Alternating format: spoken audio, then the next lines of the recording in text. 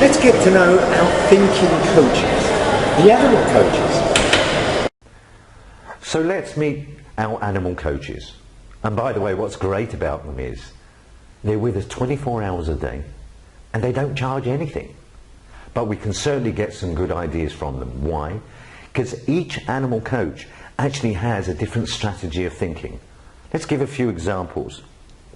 Oh, just before we do, I would like you now to each think of a problem, a dilemma, a question, something which you want to solve, something which you want to push forward. It could be something to do with your work, or your business, or your family, or some friends.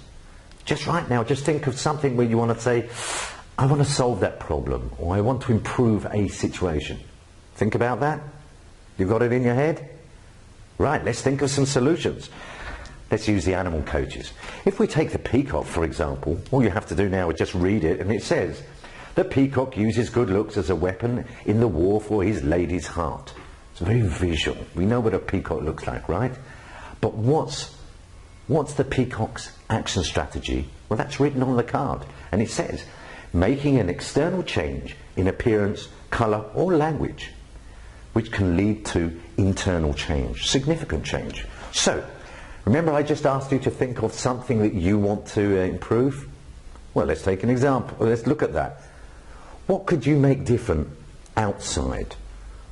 How can you make it look different or sound different? Think about that. Perhaps there's some colour that you might want to add to it. Just think about that for the moment.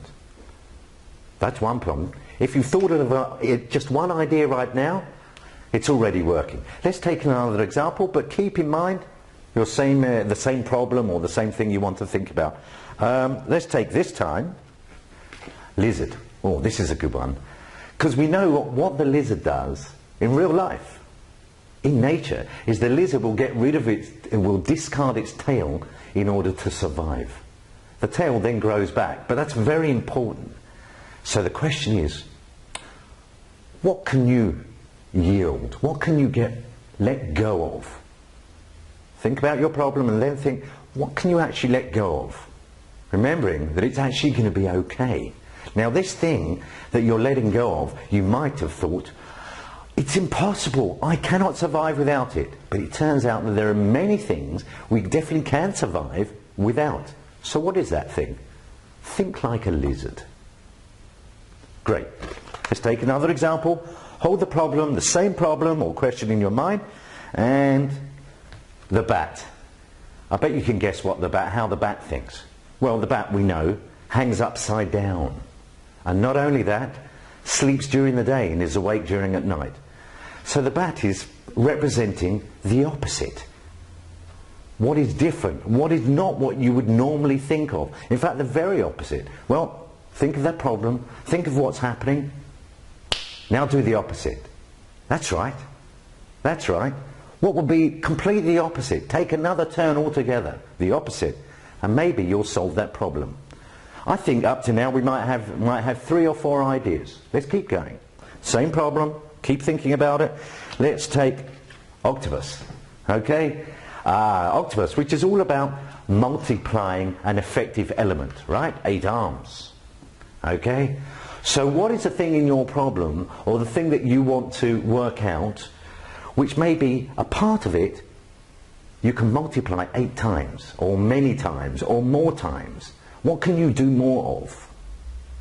Okay? Think about that. And let's take one more example for the moment. Keeping in mind, parrot. The parrot, which is all about adding just a little bit of enjoyment and fun and enthusiasm to what's going on. Now think about your problem. Is there something where perhaps there's not enough enthusiasm in there?